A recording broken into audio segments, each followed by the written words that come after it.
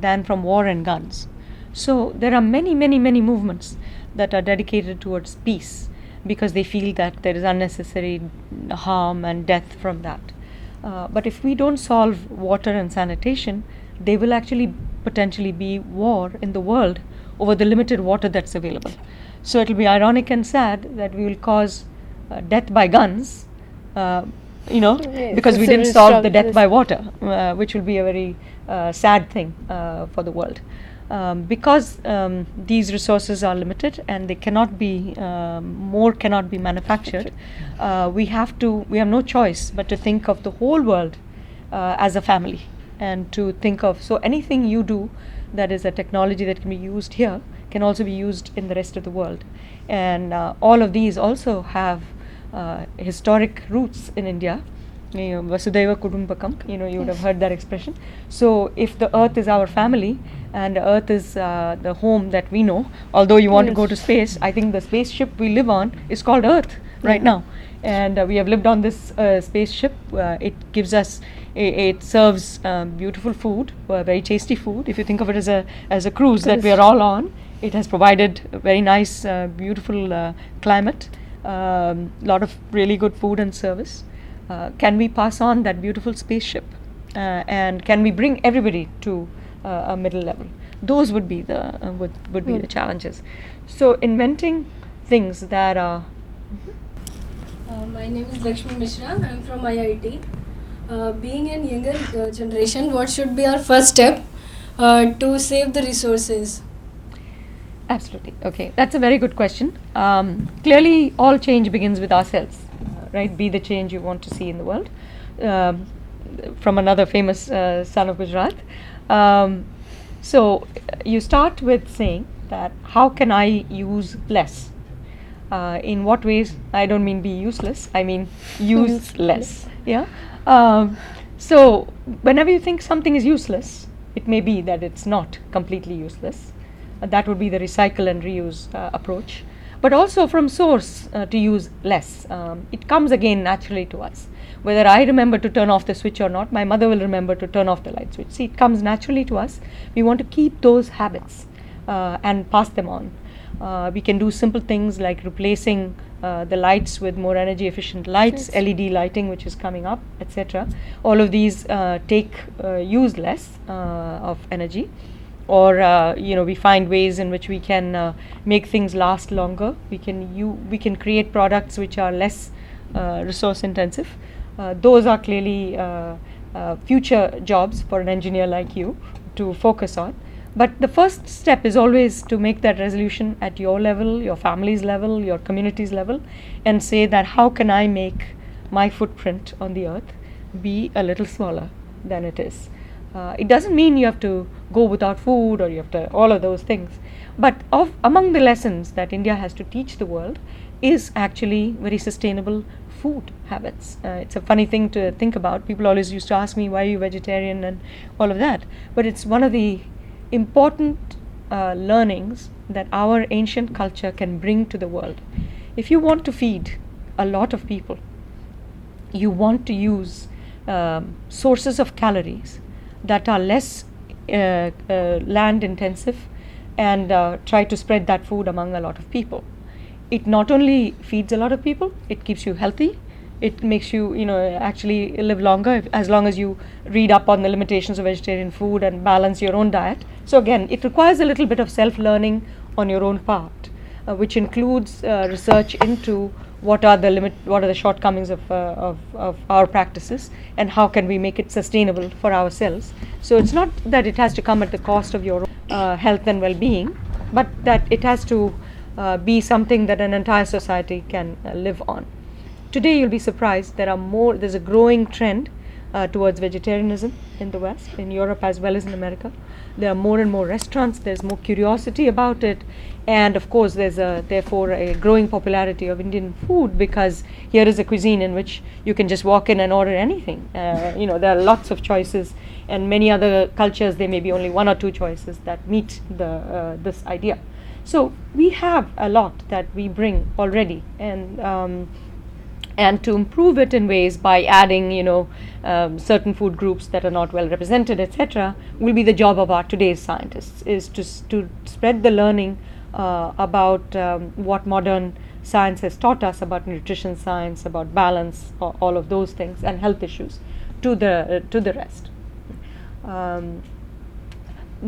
Obviously all other waste comes into this. The idea of taking what you need as opposed to just taking and then eating some and throwing away the rest, those are all just habits we already have. So at some level, I would say everyone in the world needs to learn how to live like an Indian, because if we could do that, you would have a sustainable world. What are the ways to improve the poverty condition in our country? It is due to lack of education. To improve the education system, what the younger generation should do, because it is also the part of development. So what we have to do? Ma'am, just in addition to what Lakshmi said, just few days back I was seeing an interview in CNN IBN. It was focusing on the malnutrition of children, infants below they gave a rate, I don't remember the exact number, a percentage of infants who do not even reach 1 year, they do not even become 1 year old, they are dying because of malnutrition. Yeah. Do you think that what you said, that we are not using properly the resources, is it possible that this could also be one of the reasons that we are also responsible for that enough food they are not being able to get? Is it that our responsibility also? Do you think so, right? Well, of course, there are many agencies at work in addressing the questions of poverty. Government has tried for many years and continues to work in that area, and they're a very important player in education and in nutrition. But as individual citizens and as young people, the things we can do include volunteering with NGOs, non-government organizations, or even those that are engaged in improving the education that's available through public school to these poorer areas, because that is one way of sharing our knowledge with them. The second is to always be connected with other young people, because what you're really building is a movement of people who think like you and who are working for strangers in a way. Everybody works for their own family, their own community, their neighborhood, their city, even their state. But what is required of us is to work for people we don't know, because unless everybody is free, no one is free. So you are called upon actually to do things that are beyond what your parents' generation or our generation did, more like what the people in the freedoms movement did, because they were taking an old society and bringing it into modern era.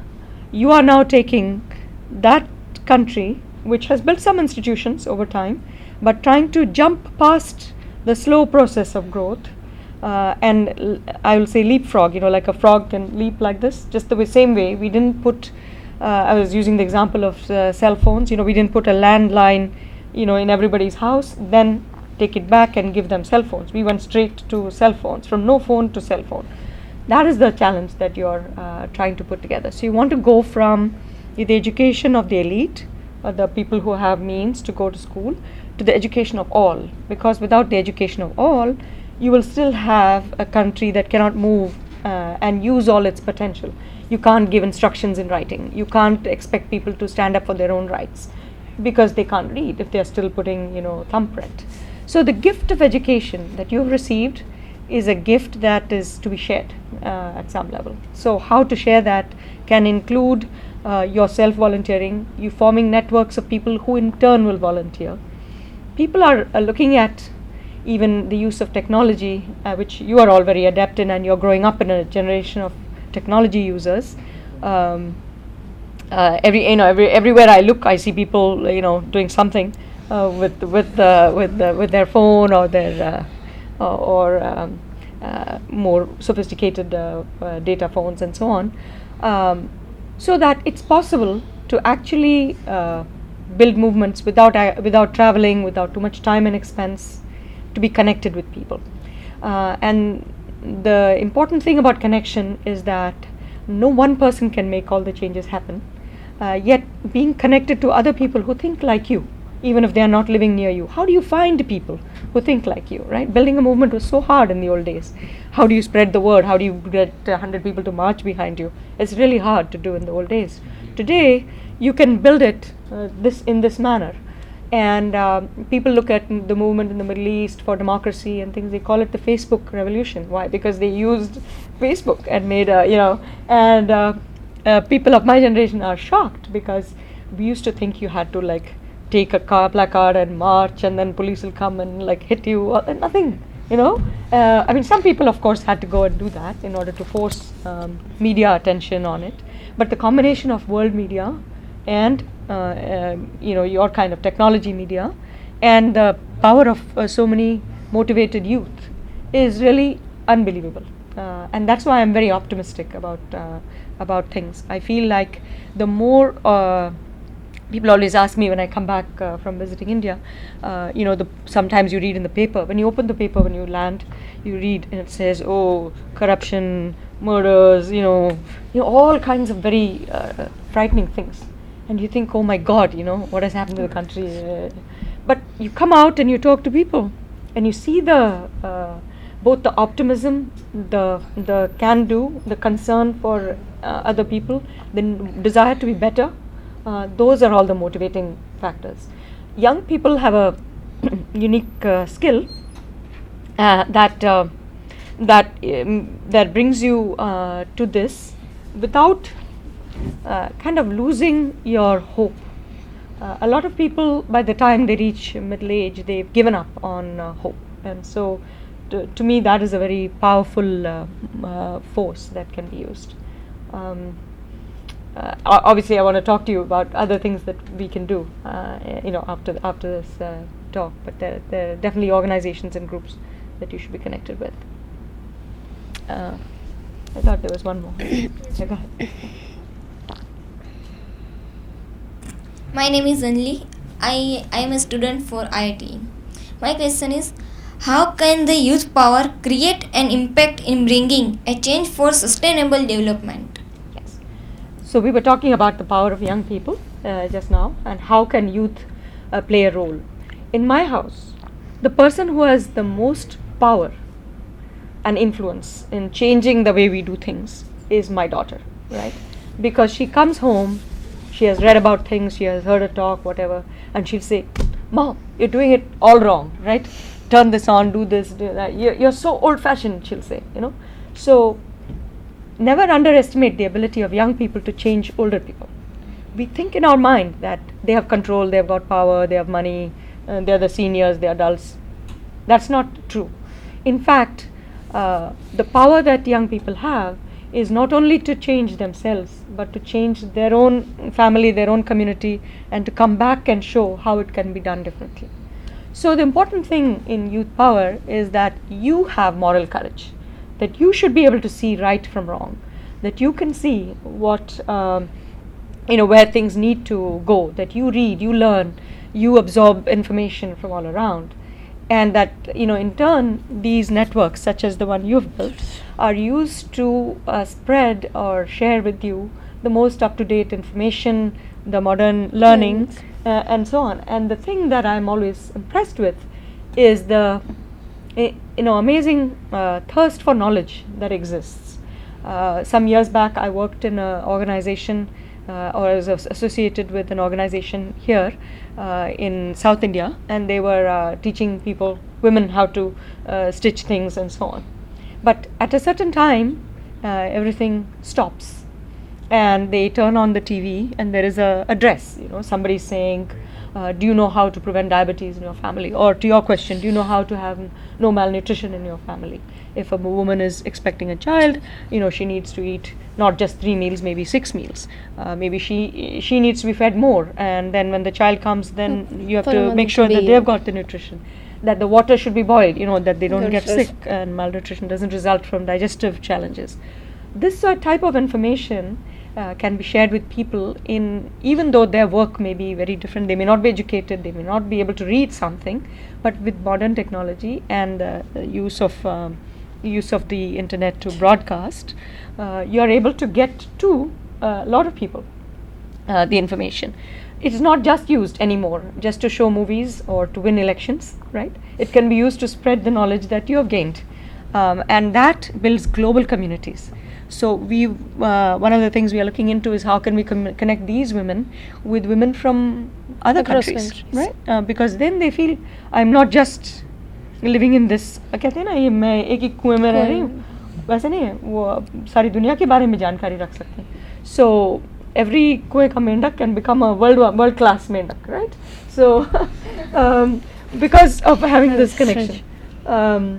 So as more people get comfortable with technology, and here again youth are the leaders, I am very optimistic that this is possible. We're further looking into another aspect, which is the lack of electricity power, because ultimately all this technology comes to a halt if there is no electricity. And so the use of locally generated power, which is not dependent upon a large central plant and lot of distribution losses. So the models that we adopted again were from a lot of Western models where they had centralized production and distribution losses. So a lot of power is lost in bringing it all the way to the end. Now you can think about community level solutions. Again, a lesson that came from Mahatma Gandhi ji, again from Gujarat, that community level solutions ultimately, we needed to go through the path of having national and state level and centralized solutions, but इसकी बारी आ गई है अब कि गांव-गांव में जो उनकी समस्याएं हैं उनका हल वहीं हो पाएगा. Because power can be generated from solar, power can be generated from biogas. We have been trying to do this, but now it has got a new respect, and research money, R&D money all over the world, not just here, is going towards this. And from our perspective, we want power. We don't care really whether it is solar or wind or any type of power. Our people are eager to have, not live in darkness, and to have light to study by. You know, I used to tell my children, my grandfather used to read by the light temple lamp that the Maharaja used to provide. So they would all go sit under that lamp. Then other people would go and sit under the street lamp.